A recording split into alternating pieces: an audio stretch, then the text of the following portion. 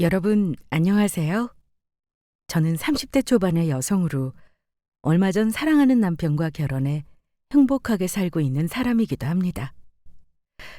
그런데 전 남편과 결혼하기까지 참 여러 우여곡절이 있었어요. 남편과 결혼 전 제가 엄청난 일을 겪었었거든요. 25년 전 저를 보육원에 버리고 도망쳤던 계모가 다시 제 앞에 나타났던 거예요. 저희 시댁이 잘 산다는 사실을 알고 저희 시댁의 재산을 노리고요. 아빠가 돌아가시고 저에게 온갖 구박을 하며 괴롭혔던 계모가 이젠 돈을 내놓으라고 저를 협박하고 나왔던 것입니다. 게다가 알고 보니 계모가 그동안 여기저기 사기를 저지르고 돌아다녀 전국에 지명수배가 떨어진 범죄자였더라고요. 하지만 이번엔 저도 당하고만 있지 않았습니다. 뜻밖의 나타난 귀인의 도움을 받아 계모에게 제대로 복수하며 혼내줬거든요. 그래서 이 기가 막힌 사연을 어디에다 이야기할까 하다가 이렇게 사연을 보내게 되었습니다. 제가 경험한 일이지만 정말 제 생에 다시 있을 수 없는 엄청난 일이었습니다. 저희 엄마와 아빠는 사이가 무척 좋았다고 해요. 주변에서 전부 부러워할 정도로 인고 부부였죠. 하지만 제가 태어난 지 얼마 안 돼 저희 가족에게는 불행이 닥치고 말았습니다. 저희 엄마가 교통사고를 당해 갑자기 세상을 떠나고 말았거든요. 제가 너무 어릴 때라 기억이 안 나지만 주변 사람들의 말로는 그때 저희 아빠의 상심이 이만저만이 아니었다고 합니다. 그래서 아빠는 엄마와 아빠 둘 사이에 난 하나뿐인 자식 저를 굉장히 예뻐해 주셨습니다. 그도 그럴 것이 저희 아빠는 일을 하느라 항상 바쁘셨는데 그래서 결혼도 늦게 하셨거든요. 그러니 늦게 난 자식에다 사랑하던 엄마가 남기고 간 자식인 제가 소중하지 않을 수 없었던 겁니다. 그래서 아빠는 홀로 저를 열심히 키워주셨습니다. 바쁜 와중에도 저에게 사랑을 듬뿍 주셨기에 전 엄마의 빈자리를 느낀 적이 별로 없었어요. 하지만 아빠 일이 바쁘다 보니 집에는 항상 저를 돌봐주시는 가사도우미 아줌마가 있었습니다. 그러던 어느 날 저를 돌봐주시던 가사도우미 아줌마가 몸이 아파 일을 관두며 저희 집에 젊은 가사도우미 이모가 들어왔어요. 그런데 가사도우미 이모가 정말 저를 친자식 이상으로 잘해주셨거든요. 아직 결혼도 안 한 미혼이라고 했는데 그런데도 어린 제 마음을 잘 알아주셨어요. 그래서 저도 이모를 잘 따랐고요. 그런데 그 모습을 유심히 보시던 아빠가 이모와 갑자기 결혼을 한다는 것이었어요.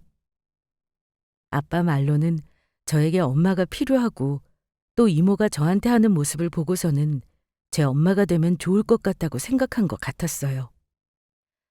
아빠가 하시는 말씀이 아직도 돌아가신 엄마를 사랑하고 아빠 자신만 생각하며 결혼을 하지 않고 살고 싶지만 저를 위해 엄마가 필요할 것 같다고 지나가는 말로 말씀하신 적이 있었거든요. 이모도 아빠가 저를 위해 자신과 결혼하는 거라며 저한테 정말 잘하겠다고 약속했고요. 주변에서는 그런 아빠와 이모의 결혼을 말렸었지만 아빠는 흔들리지 않으셨는데 지금 생각해보면 전부 저를 위해 그러셨던 것 같습니다. 그래서 아빠가 이모와 결혼하고 얼마간은 정말 행복했습니다. 엄마가 있다는 게 이런 기분인가 싶었어요. 하지만 행복도 그리 오래가지 못했어요. 아빠가 갑자기 큰 병을 앓게 되신 겁니다. 너무 어릴 적이라 무슨 병이었는지 제대로는 기억은 안 나지만 머리가 빠지고 많이 아프신 걸 보면 아무래도 암이었던 것 같아요. 결국 아빠는 제 곁에 오래 머물러 주시지 못했습니다. 제가 6살 때 제 곁을 떠나셨거든요. 아직도 아빠가 유언처럼 저에게 했던 말을 잊을 수가 없어요. 우리 딸, 새엄마 속상하게 하지 말고 앞으로는 아빠 대신이라 생각하고 말 잘 들어야 해.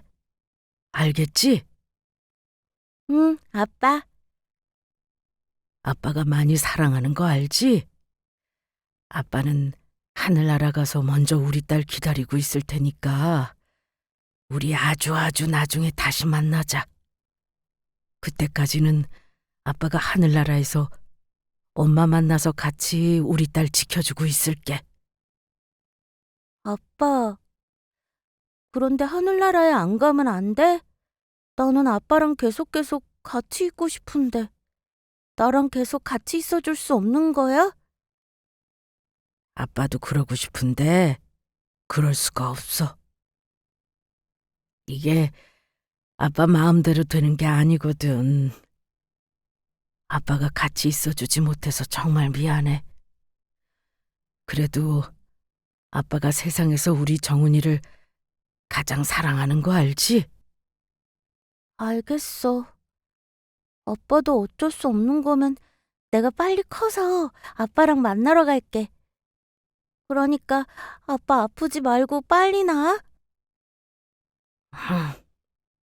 그래. 아빠 빨리 나을게. 아직 어렸던 나이라 저는 그때 죽는다는 것이 어떤 의미인지 잘 알지 못했습니다. 그래서 아빠가 떠난 날 제가 얼마나 울었는지 몰라요. 그때 처음으로 죽음이 어떤 것인지 알게 되었거든요. 그리고 아빠가 떠나시고 저에게 또 다른 불행이 찾아왔습니다.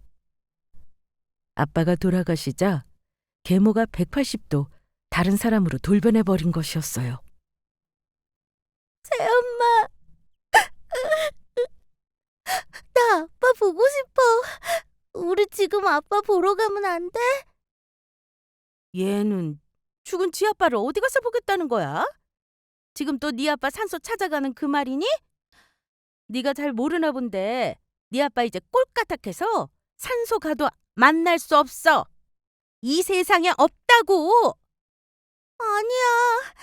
아빠가 나 하늘나라에서 우리 엄마랑 만나서 지켜두겠다고 약속했단 말이야. 넌 그 말을 진짜로 믿니? 그냥 너 두고 죽어서 미안하니까 너 듣기 좋으라고 거짓말한 거야. 그리고 어디서 징그럽게 자꾸 나보고 새엄마라고 하고 있어. 우리 피 한 방울 안 섞인 남남인데 내가 왜 네 엄마야? 네가 나 새엄마라고 부를 때마다 내가 얼마나 소름 끼치고 징그러웠는 줄 알아? 나 아직 자식도 안 낳아봤다고. 그동안 듣기 싫어 혼났네.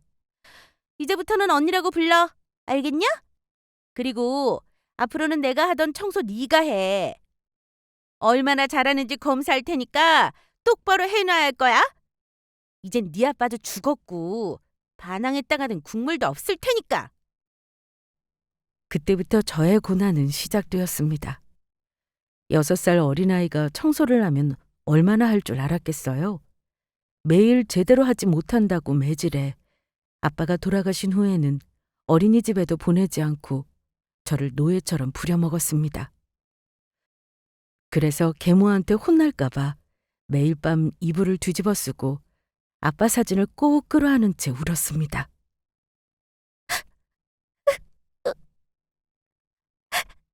아빠, 나도 지금 아빠 있는 하늘나라 가고 싶어. 나도 아빠 따라가면 안 돼? 그런데 하늘나라는 어떻게 가는 거지? 그런데 어느 날 늦은 밤 계모가 저를 흔들어 깨우는 것이었어요. 그래놓고서는 저에게 옷을 입히기 시작했죠. 계모는 여행 가방을 싼 상태였는데 저와 급히 갈 데가 있다고 하더라고요. 그리곤 계모가 택시를 한참 타고 가 저를 데리고 간 곳은 어느 보육원 앞이었어요. 앞으로 여기가 네 집이니까 넌 여기서 살아? 난 네 아빠가 준 10억 가지고 내 갈 길 갈 거니까. 여긴 너처럼 부모 없는 애들 사는 보육원이라는 곳이니까 널 아주 잘 돌봐줄 거다. 언니 가지 마. 나 버리지 마. 저리 꺼지지 못하겠어. 아주 끝까지 사람 짜증나게 하네. 나는 이미 네 아빠한테 돈도 받아서 챙길 것도 다 챙겼고 너한테 더는 볼 일 없다고. 내가 모를 줄 알아? 우리 아빠한테 받은 10억 나 잘 돌봐주기로 약속하고 받은 거잖아. 우리 아빠가 언니한테 10억 주는 대신 나 잘 키우겠다고 약속했잖아. 이게 또 언제 그 이야기는 엿들은 거야? 그래서 이미 네 아빠도 죽고 없는데 내가 약속 어겼다고 뭐라고 할 사람이 있을 줄 알아? 원래 약속은 깨지라고 있는 거야, 이거사. 사실 아빠랑 계모가 그 이야기를 했을 때는 제가 아빠 곁에 있다가 잠이 들었을 무렵이었는데 제가 깨어난 줄 모르고 두 사람이 나누던 대화 내용을 제가 기억하고 있었던 거였습니다. 그때는 제가 너무 어려서 10억이란 돈이 얼마나 큰 돈인지 알지 못했지만 저희 아빠가 그냥 계모에게 엄청 많이 돈을 줬나 보다 하고 생각했던 것 같아요. 계모는 그렇게 저를 보육원에 버리고 도망치려 했지만 전 계모의 옷자락을 꼭 붙잡고 놓지 않았어요. 아빠가 떠나고 나를 못살게 괴롭히고 미워한 계모가 세상에서 가장 믿고 싫은 것도 사실이지만 저희 부모님 모두 고아 출신이고 가족이 없었거든요. 그래서 아빠가 떠나고 유일한 보호자라 생각했던 사람이 저를 버리고 도망간다고 하니 덜컥 겁이 났던 겁니다. 그래서 전 계모가 못 가게 잡으려다가 땅바닥에 질질 끌려갔고 그런 저를 뿌리치고 계모는 결국 도망치고 말았죠. 어릴 적 제가 기억하는 건 그게 전부였어요. 그 후 전 버림받았다는 충격 때문인지 아빠와 계모의 기억과 제 이름과 나이만 기억할 뿐 제가 어느 동네에 살았었는지 제 집 주소와 전화번호가 무엇인지 기억하지 못했습니다. 그냥 그때 울면서 아빠가 죽어서 언니가 저를 버렸다는 말만 반복했던 것 같아요. 지금 생각해보면 계모는 우연히 본인이 일하러 들어간 곳이 애 딸린 돈 많은 호라비 집이었고 아빠가 살아있을 때는 아빠 재산을 노리고 잘 보이려고 저한테 잘해주는 척하다가 결혼까지 한 것 같았습니다. 그러다가 아빠가 죽은 후 본색을 드러낸 것 같아요. 아빠가 돌아가신 후 저를 잘 돌보겠다며 저희 아빠에게 10억이란 큰 돈까지 뜯어가 놓고 저희 아빠가 죽고 난 뒤 저에게 더는 볼 일도 없어졌으니 저를 보육원에 버린 뒤 10억을 가지고 도망갔던 거죠. 그런데 정작 아빠가 돌아가시고 저에게 잘해줬던 사람은 다른 사람이었습니다. 안경을 쓰고 다녀서 제가 안경 이모라고 불렀던 분이었어요. 아빠랑 친했던 분이었는데 아빠가 돌아가신 후 계모와 있던 저희 집에 자주 찾아와 저를 돌봐주었습니다. 전 그때 안경 이모가 오는 게 참 좋았던 것 같아요. 계모가 왜 그랬는지 모르겠지만 안경 이모가 저희 집에 왔을 때는 안경 이모의 눈치를 보느라 계모가 저를 구박하지 못하고 잘해주었거든요. 그래서 가끔 살다가 힘들어질 때면 부모님 다음으로 안경 이모 생각을 많이 했던 것 같아요. 방법만 있다면 어떻게든 다시 만나고 싶은 분이었으니까요. 그렇게 세월이 흐르고 저도 열심히 살았습니다. 비록 계모한테 구박받다 보육원에 버려졌지만 아빠에게 어릴 적부터 사랑받았던 기억 때문인지 용기를 얻을 수 있었어요. 하늘나라에 계신 아빠와 엄마가 걱정하지 않도록 잘 살아야겠다는 생각이었죠. 그렇게 25년이 흐르고 전 열심히 노력한 끝에 약사가 되었고 좋은 남자도 만날 수 있었습니다. 남편은 자기계발 동호회에서 만나게 되었는데 처음부터 유독 저에게 친절하더라고요. 그리고 나중에 결혼을 약속하고 나서 알았는데 남편이 제법 사는 집 아들이었더라고요. 결혼 전에는 말하면 제가 부담스러워 도망갈까봐 말을 안 하고 숨기고 있다가 결혼을 약속하고 나서 저에게 털어놓았던 겁니다. 그래서 고아의 가족도 없는 저를 시부모님께서 마음에 들어 하지 않으실까봐 걱정을 많이 했는데 남편이 아무 걱정하지 말라고 하더라고요. 자기 부모님은 그런 거로 편견을 가지는 분들이 절대 아니라면서요. 그래서 처음으로 시댁에 가게 되었는데 남편의 말처럼 시부모님은 정말 저를 반갑게 맞이해 주셨어요. 우리 아들이 며느리 될 사람 데려온다고 해서 어떤 아가씨일지 궁금했는데 아주 참한 아가씨를 데리고 왔네 그려? 그런데 저를 본 시어머니 반응이 좀 이상했습니다. 저를 보곤 당황하시면서 잠시 놀란 표정을 짓더라고요. 다시 저를 반갑게 맞이해 주시긴 했지만요. 어, 어서 와요. 이렇게 보니 정말 반갑네요. 어머님, 아버님 안녕하세요. 김정훈이라고 합니다. 부족하겠지만 잘 부탁드려요. 그리고 말씀도 편하게 해주시고요. 그래서 저희는 밥을 먹으며 자연스레 대화가 이어지게 되었습니다. 그러다가 시어머니께서 조심스레 저희 아빠에 관해 물으시더라고요. 정훈이 너 아빠랑 살다가 계모한테 보육원에 버려졌다고 했었지? 그러면 어렸을 때 기억은 좀 있니? 다는 아니지만 드문드문 기억나는 건 있어요. 그러면 혹시 아버지 조남도 기억해? 기억하면 나한테 아버지 조남 좀 알려줄 수 있니? 정확하지는 않지만 제 기억으로는 김규자 진짜셨어요. 뭐라고? 아버지 조남이 김규진이시라고? 네. 어머니 그런데 그건 왜요? 아무것도 아니다. 하지만 그 이후 이상한 일은 계속되었죠. 다 같이 밥을 먹고 남편은 주방 식탁을 정리하고 저와 시어머니가 설거지를 할 무렵이었어요. 시어머니께서 제 왼쪽 이마에 난 작은 흉터를 유심히 보시더니 저에게 조심스레 묻는 것이었어요. 정훈아, 그런데 이마에 상처는 왜 생긴 거니? 언제 다치기라도 한 거야? 아, 이거요. 이건 저희 아빠 살아계셔서 같이 살 때 생긴 거였는데 아빠 친구분 중에 제가 좋아하던 이모가 계셨거든요. 저를 정말 친조카처럼 예뻐하셔서 제가 정말 좋아했는데 이모랑 같이 놀이공원에 놀러 갔다가 회전목마 타다가 제가 떨어져서 난 상처예요. 그때 내가 상처 난 게 너무 아프기도 하고 놀라서 막 울었는데 제가 다친 모습에 저보다 더 많이 울면서 병원으로 달려가는 이모 모습에 제 울음이 뚝 그쳤지 뭐예요. 저한테 계속 미안하다고 말하면서 얼마나 우셨는지 몰라요. 그런데 그 이모께서 안경을 쓰셔서 제가 안경 이모라고 부르던 게 아직도 기억나요. 안경 이모라고? 제 마지막 말에 시어머니는 놀라시며 들고 있던 접시를 깨뜨려 버리고 말았습니다. 아이고 어머니나.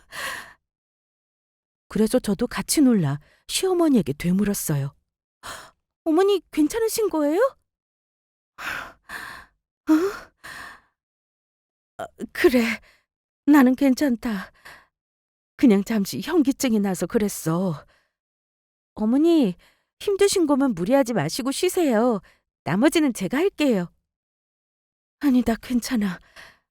어서 마저 정리하고 같이 차 마시자꾸나.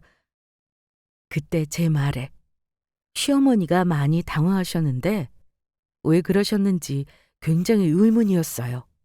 하지만 시어머니와 만난 첫날부터 그런 걸 묻는 게 예의가 아닌 것 같아 차마 묻지 못했습니다. 그리고 그 후 시어머니께서 아무 말씀이 없으셔서 그냥 시어머니께서 당황하며 놀라 보이는 모습도 저의 착각이라고 생각했고요. 그런데 시부모님은 제가 생각했던 이상으로 너무 좋으신 분들이셨어요. 정말 저한테 잘해주셨거든요. 더욱이 시어머니는 저를 남편보다 더 아끼며 친자식처럼 예뻐해 주셨어요. 외롭고 힘들었던 제 인생에 드디어 행복이 찾아오나 싶었죠.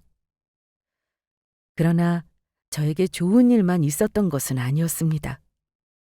좋지 않은 일은 예고도 없이 찾아오는 것인지 일평생 다시는 만나고 싶지 않은 인간과 다시 만나게 되었으니까요. 제가 일하는 약국으로 저를 보육원해버렸던 계모가 손님으로 왔던 겁니다. 세상에, 이게 누구야? 너 정훈이 아니냐? 어릴 적 모습이랑 하나도 안 변하고 그대로라 금세 알아봤다. 너 지금 약사 된 거 맞지?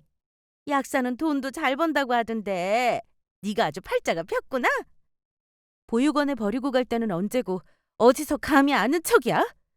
당신 우리 아빠 돌아가시고 나한테 했던 짓들 벌써 잊었어? 우리 아빠 속여서 나 잘 키우겠다고 돈까지 뜯어냈던 거 내가 전부 기억한다고. 예전에 나만 봐도 혼날까 봐 벌벌 떨더니 이게 이제는 머리 좀 컸다고 큰 소리 치네. 그러지 말고 우리 언제 만나서 밥이나 좀 먹자. 오랜만에 만났는데 회포를 좀 풀어야지. 당신이랑 나랑 무슨 할 말 있다고 회포를 풀어? 난 당신 같은 인간 약 지어줄 생각 없으니까 당장 내 직장에서 나가. 그리고 앞으론 내 눈에 안 띄는 게 좋을 거야. 그랬다가는 내가 정말로 가만히 있지 않을 테니까. 저는 그렇게 계모를 약국에서 쫓아냈습니다. 그날 계모를 보고 제가 얼마나 놀랐는지 제 심장이 다 떨리더라고요. 그리고 전 그날 이후 시모를 볼 일은 다시는 없을 거로 생각했어요. 이미 오래전에 끝난 인연이고 남남이나 마찬가지였으니까요. 그러나 계모를 쫓아내고 전 바로 후회했습니다. 계모의 얼굴을 보자마자 너무 흥분해 앞뒤 따지지 않고 쫓아냈는데 계모를 만나면 꼭 물어봐야 할 것이 있었거든요. 바로 저희 신분에 대한 것이었죠. 아빠와 계모의 얼굴을 기억하고 있다지만 정작 저희 아빠가 무슨 일을 했던 사람인지 제가 살았던 곳은 어디인지 전혀 기억이 없었으니까요. 그리고 가장 중요한 제가 잃어버렸던 저의 신분과 호적을 찾아야 했던 겁니다. 그런데 얼마 후 계모가 제 핸드폰 번호를 어떻게 알았는지 제가 쉬는 날 저에게 연락을 해왔습니다. 정훈아, 나다. 네 엄마? 당신이 무슨 내 엄마야. 그리고 내 전화번호는 어떻게 한 건데? 네가 고아란 걸 알아서인지 잃어버렸던 딸이라니까 약국에서 네 연락처 바로 알려주던데? 오래전에 내가 실수로 버리지 않고 가지고 있던 네 사진 있었는데 그거 보여주니까 바로 내 말을 믿더구나? 그래서 하는 말인데 우리 좀 만나자. 나도 너한테 할 말 좀 있고. 무슨 할 말?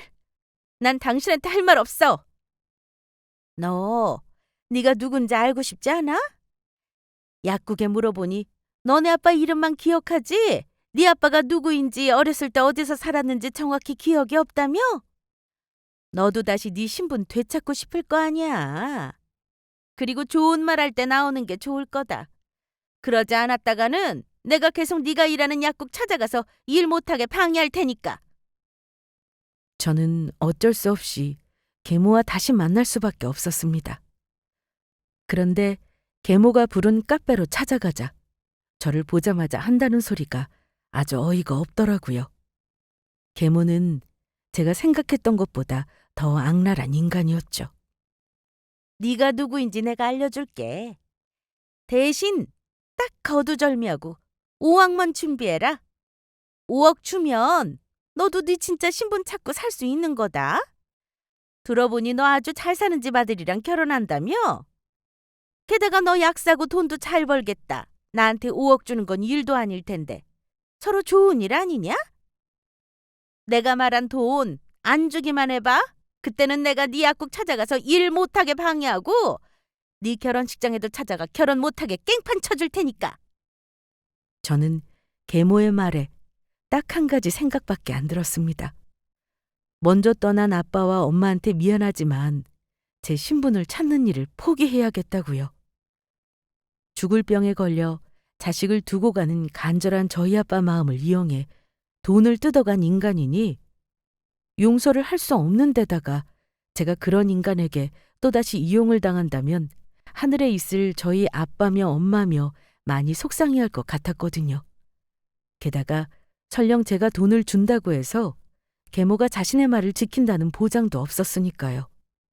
지금 계모가 하는 행동만 봐도 돈을 준 후 제 신분에 대해 제대로 알려주지 않고 계속해 돈을 뜯어낼 가능성이 높아 보였습니다. 그래서 저는 그동안 계모한테 당했던 울분을 담아 제 앞에 놓인 음료수 잔을 들었습니다. 그리고 그대로 계모의 얼굴에 부어버렸죠. 너 이게 무슨 짓이야?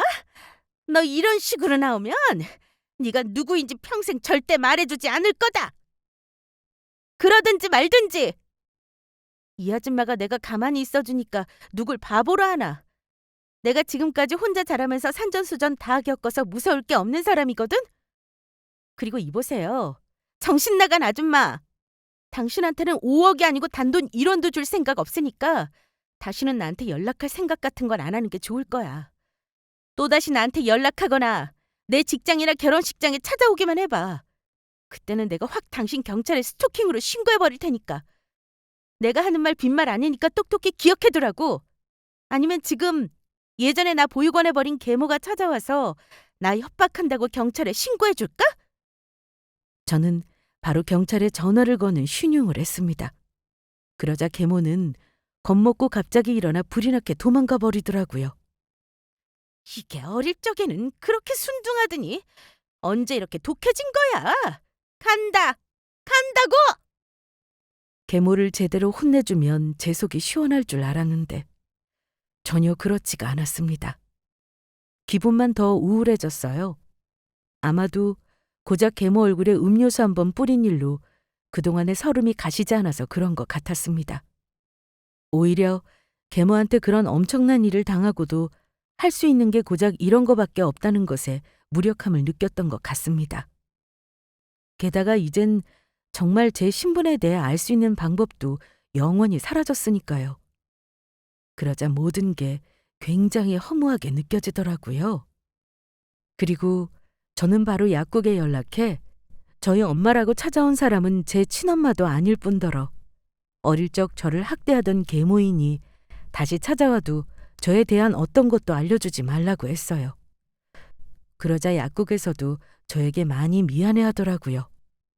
그런데 제가 약국에 건 전화를 끊자마자 한 통의 전화가 걸려옵니다. 저희 시어머니가 저에게 갑자기 중요하게 따로 할 말이 있다면서 만나자는 것이었어요. 그래서 전 그날 갑작스레 시댁에 찾아가게 되었어요. 어머니 잘 지내셨어요? 그런데 갑자기 할 말이라니 무슨 말씀이요? 정훈아, 미안한데 내가 확인할 게 있어서 그러니까 너무 놀라지 말고 대답해줘. 네?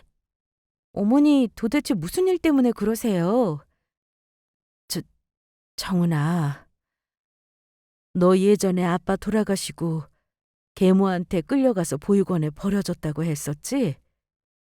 혹시 그러면 예전에 나한테 말한 것들 말고 아빠랑 살 때 기억은 아예 없는 거야? 어, 아예 기억이 없는 건 아니고 그래도 드문드문 기억나는 게 있긴 있어요. 그래? 그럼 혹시나 해서 묻는 건데 오래전 살던 집이 그네가 있지 않았니? 맞아요. 제가 그네 타는 걸 좋아해서 아빠가 분홍색 그네를 설치해 주신 적 있어요. 그러면 혹시 집에 작은 연못도 있지 않았어? 어머니께서 그걸 어떻게... 아빠가 연못에 비단잉어 몇 마리를 키우셨거든요. 그런데 어머니, 어떻게 저희 집에 대해 자세히 아시는 거예요? 정훈아, 나 몰라보겠어? 나야. 나 안경 이모야. 뭐라고요? 안경 이모라니. 그러면 어머니가 진짜 안경 이모라고요? 언제나 저희 집에 올 때만 예쁜 인형 장난감이랑 제가 좋아하는 통닭 사오시던 그 안경 이모요? 그래, 정훈아. 처음에 보고 아무래도 정훈이 너인 것 같은데 긴가민가 했어. 그런데 네 이마에 흉터 보고 우리 정훈이구나 했는데 혹시 몰라서 말을 못했다. 이제 보니 우리 정훈이가 진짜 맞았네. 이모, 이게 꿈은 아니죠? 제가 이모가 얼마나 보고 싶었는데요. 우리 안경 이모. 그래, 우리 정훈이. 시어머니와 저는 서로 꼭 부둥켜 안고 울었습니다. 시어머니는 오래전부터 제가 유일하게 그리워했던 사람인 안경 이모였으니까요. 어린 시절부터 알던 저를 진심으로 사랑해주던 사람을 만나니 처음으로 마음이 안심이 되더라고요. 잃어버렸던 제 진짜 가족을 찾은 느낌이었어요. 시어머니는 처음 본 순간부터 어릴 적과 똑같은 제 모습에 저를 한눈에 알아봤지만 제가 고아란 말에 설마 했다고 합니다. 아무리 계모가 최악이라고 해도 저를 버릴지는 상상하지 못했던 겁니다. 그래서 제가 저희 아빠 이름을 말하며 계모 이야기했을 때 깜짝 놀랐다고 해요. 하지만 사람이 혹시나 인 것도 있고 해서 지켜보았는데 저라는 사실이 확실해지자 이야기를 꺼냈던 겁니다. 그리고 시모와 이야기하면서 제가 알지 못했던 사실도 알게 되었습니다. 저희 아빠는 사업을 크게 하시던 분으로 중소기업을 운영하던 제법 성공한 사업가셨습니다. 그래서 저희 아빠가 시어머니의 대학교 10년 선배인데 시어머니께서 집이 가난해서 학비를 내지 못해 휴학을 할지 모른다는 사실을 알고 저희 아빠가 시어머니의 학비를 내주며 변호사가 될 때까지 지원을 해줬다고 해요. 그래서 무사히 대학도 졸업하고 나중에 사법시험도 합격해 변호사가 될 수 있었고요. 그동안은 말씀을 하지 않아 몰랐었는데 시어머니는 변호사셨더라고요. 그러니 어떻게 보면 아빠는 저희 시어머니에게 큰 은인이나 마찬가지였습니다. 게다가 저희 엄마가 살아계실 때는 저희 엄마와도 아주 친하게 지내셨더라고요. 그래서 저희 엄마가 돌아가시고 제가 신경 쓰여서 저를 자주 보러 온 것이고요. 하지만 아빠가 그렇게 갑자기 세상을 떠날 거라곤 상상하지 못했다고 해요. 그런데 아빠는 돌아가시면서 계모뿐만 아니라 안경 이모한테도 저를 부탁했었다고 하더라고요. 계모가 저를 옆에서 잘 키우는지 지켜봐 달라고요. 그제야 왜 계모가 안경 이모한테 함부로 못했는지도 알게 되었습니다. 변호사인 이모가 계모가 저를 잘 돌보고 있는지 감시하는 입장이니 눈치를 보며 함부로 못했던 것이죠. 그리고 더욱 놀라운 소식이 있었습니다. 아빠가 계모 몰래 유언장과 함께 저에게 주려고 남겨놓으신 재산이 있다는 것이었습니다. 혹여나 계모가 저의 재산을 노릴까봐 아빠는 죽기 전 당신의 재산을 미리 저의 명의로 돌려놓으며 저희 시어머니가 관리하도록 맡겨놓았던 상태였던 겁니다. 제가 성인이 되면 전해주라고요. 게다가 이건 계모도 알고 있던 사실이라고 하는데 아빠와 살던 집도 제 명의로 되어 있어서 제가 사라지고 나서 시어머니가 계속 제가 아빠와 살던 저희 집을 관리해주고 있었다고 합니다. 저를 다시 찾게 되면 전부 돌려주려고요. 계모는 아빠와 결혼하며 혼인신고까지 해주길 원했는데 마음에 안 놓였는지 계모와 결혼식을 올려놓고서도 아빠는 혼인신고를 미뤄두었더라고요. 계모가 정말 믿을 만한 사람인지 좀 더 두고 본다면서요. 그래서 아빠가 돌아가시고 나서도 계모는 법적으로 아무 권리가 없는 데다 이미 10억도 아빠에게 받았겠다. 아빠 재산에 대해 더 이상 어떠한 주장도 할 수가 없었던 거죠.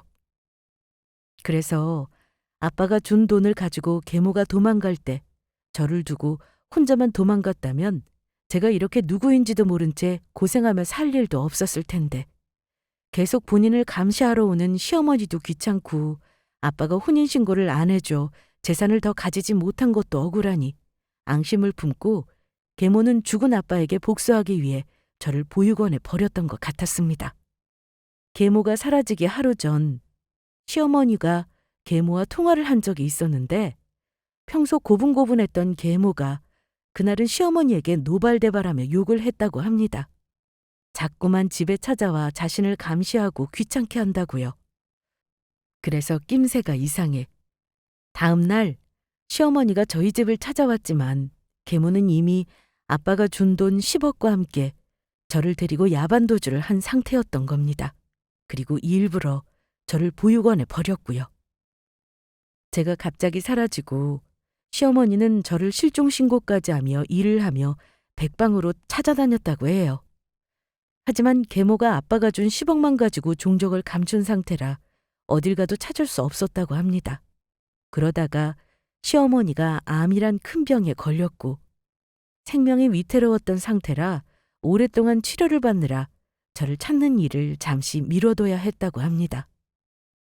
그리고 오랜 투병 끝에 암도 이겨내고 이젠 건강도 회복해 저를 다시 찾을 마음을 먹었을 때 기적처럼 제가 시어머니 앞에 나타났던 것이죠. 저를 찾아왔던 계모를 쫓아버리고 영원히 제가 누구인지 모르고 살지도 모른다고 생각했는데 시어머니의 도움으로 저는 제가 진짜 누구인지 찾으며 그리웠던 안경 이모도 찾을 수 있었죠. 시어머니가 바로 안경 이모였으니까요. 그래서 저도 바로 그 자리에서 계모와 다시 만나게 된 이야기를 꺼냈습니다. 그러자 시어머니는 계모를 향해 크게 분노하고 말았죠. 그 악마 같은 것이 선배님이랑 한 약속도 어기고 도망간 주제 뻔뻔하게 다시 나타나 돈을 요구했다는 거지?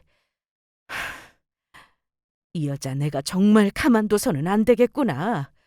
이번 참에 선배님 대신에 혼도 좀 내주고 우리 청운이 고생시킨 대가도 톡톡하게 치르게 해야겠어. 아니에요.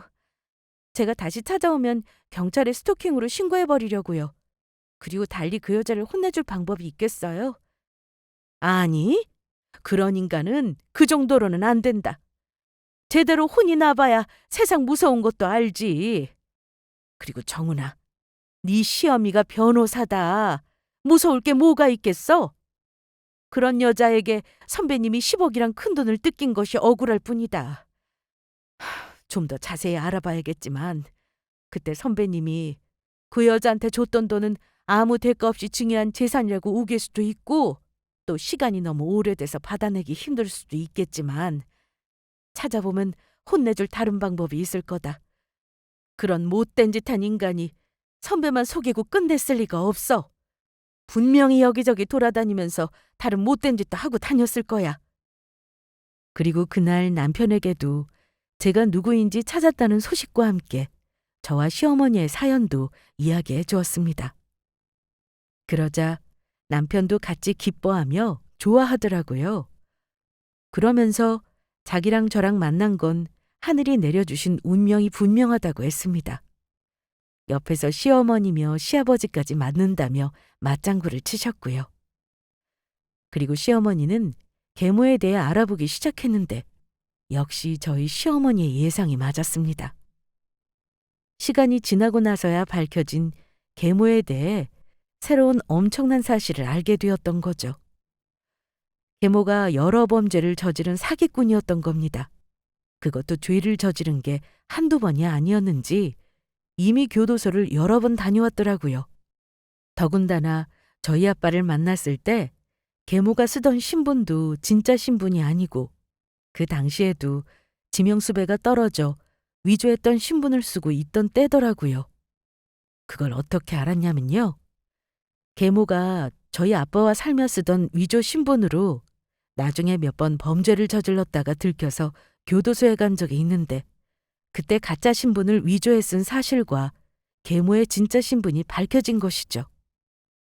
어쩐지 시어머니가 저를 찾기 위해 계모를 찾으려 안 해본 노력이 없다고 했는데 저를 버리고 본인의 진짜 신분을 쓰고 있었으니 절대 찾을 수가 없었던 거죠. 게다가 계모가 경찰에 붙잡혔을 때는 자세한 건 모르지만 저를 유괴했던 것에 대한 공소시효가 지나서인지 아니면 중간에 무슨 착오가 있었던 것인지 시어머니에게 따로 연락이 가지 않았던 것 같았습니다.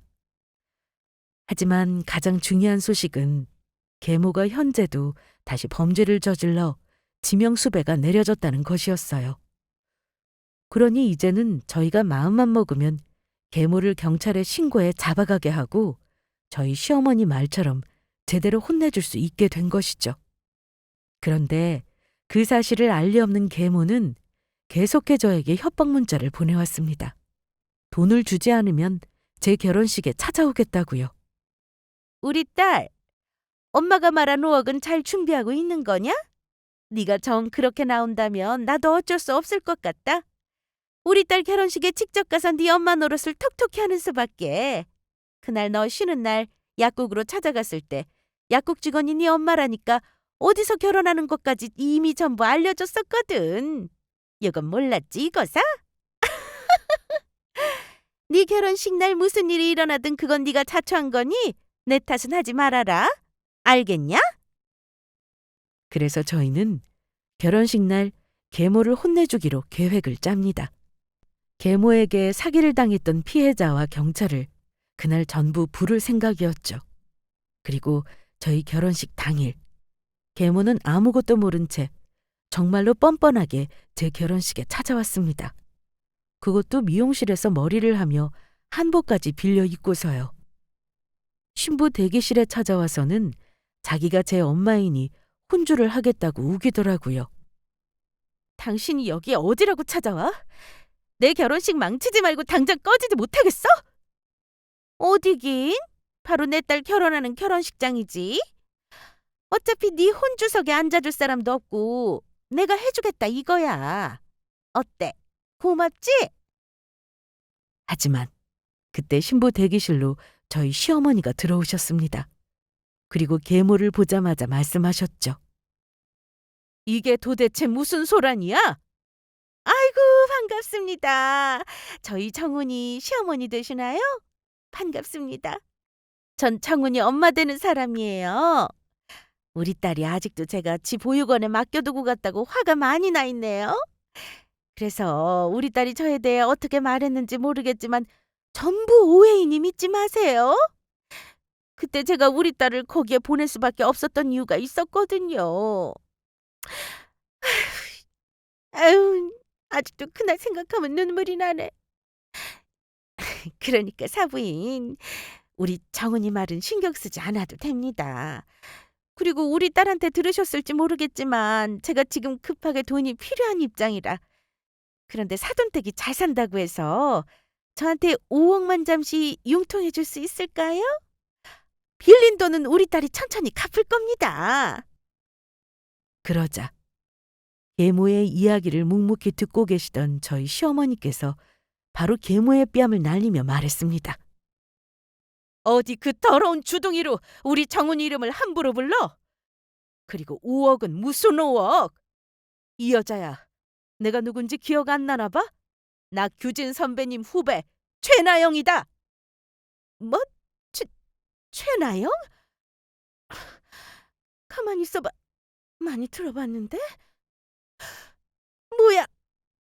사부인이 그러니까 당신이 정말로 그 최나영이라고? 남편 죽고 정훈이 잘 돌보는지 주야장천 나 감시하러 왔던 그 변호사? 그래, 내가 바로 그 최나영이다 이거사. 이 못된 년, 우리 정훈이 맡아주는 조건으로 한두 푼도 아니고 10억이나 받아갔으면서 정훈이를 보육원에 버린 것도 모자라 돈을 가지고 도망가? 당장 우리 선배한테 뜯어간 10억 내놓지 못하겠어?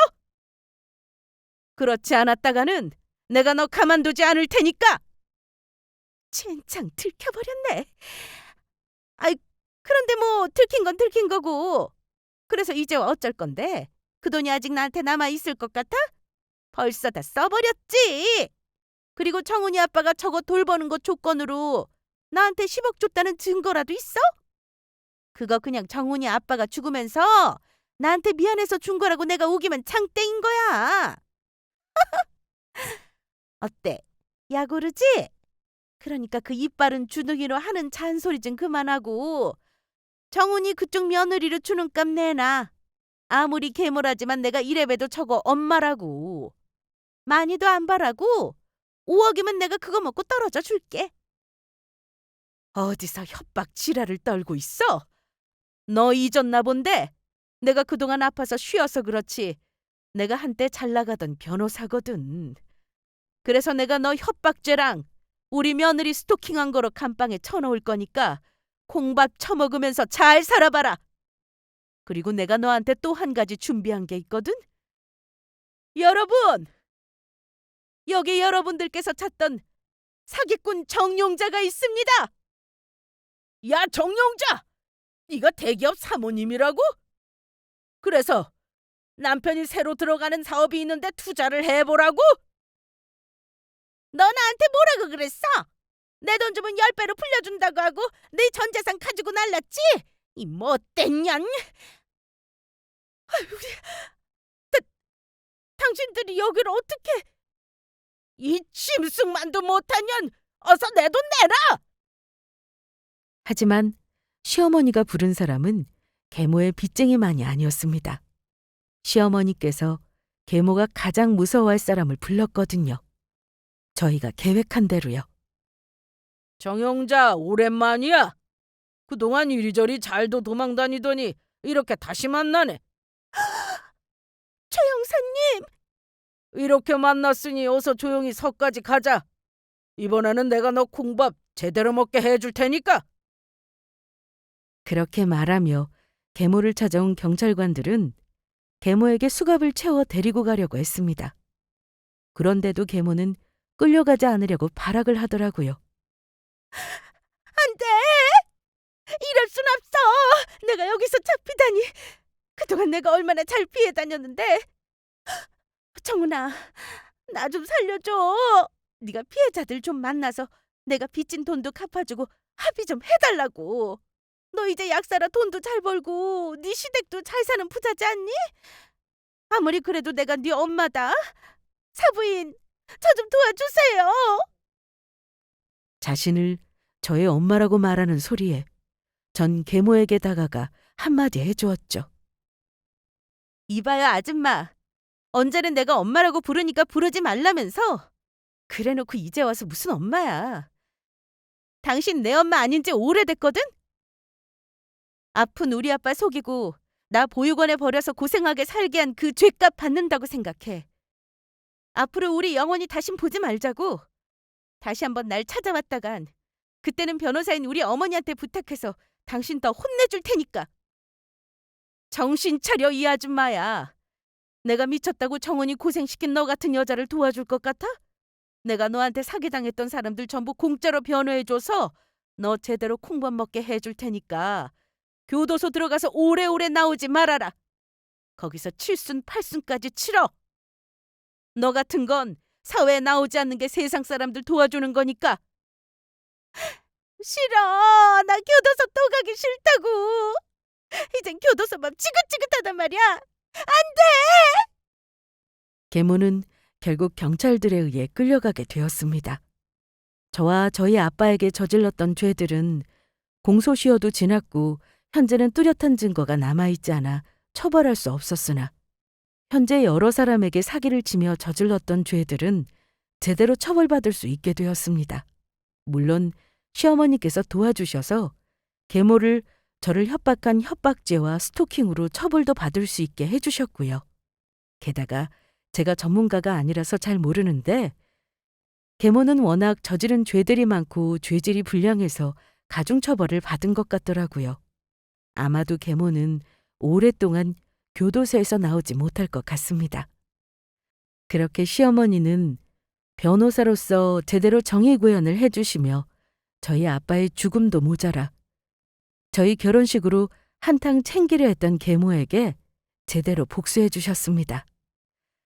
그제야 제 속이 제대로 시원해지더라고요. 그리고 저도 여러 절차를 거쳐야 했지만 시어머니의 도움으로 제 신분을 되찾을 수 있었습니다. 시어머니가 관리해 주시던 아빠의 재산도 돌려받으며 어린 시절 가지지 못했던 저의 집도 가보게 되었는데 시어머니께서 관리를 잘해 주셔서인지 오래전 봤던 추억 속의 모습 그대로더라고요. 앞으로는 저희 부모님의 추억이 남아있는 저희 집을 제가 잘 관리해 보려고요. 물론 아빠와 엄마의 산소도 찾아가 인사도 드리게 되었는데 그날 제가 얼마나 울었는지 모릅니다. 그날 가슴속에 박힌 서름이 전부 사라지는 기분이 들었습니다. 그리고 현재 저는 시부모님의 가득한 사랑 속에 남편과 함께 행복한 결혼 생활을 하고 있어요. 앞으로 제 삶이 어디로 향하게 될지 모르겠지만 이제는 저희 가족이 된 남편과 시부모님과 함께 잘 살아보려 합니다. 그리고 저희 아빠의 말처럼 아주 시간이 많이 흐른 후 제 생을 다해 아빠를 만나게 되면 행복하게 잘 살았다고 말씀드리고 싶어요. 여러분들도 부디 모두 행복하시길 바랍니다. 감사합니다.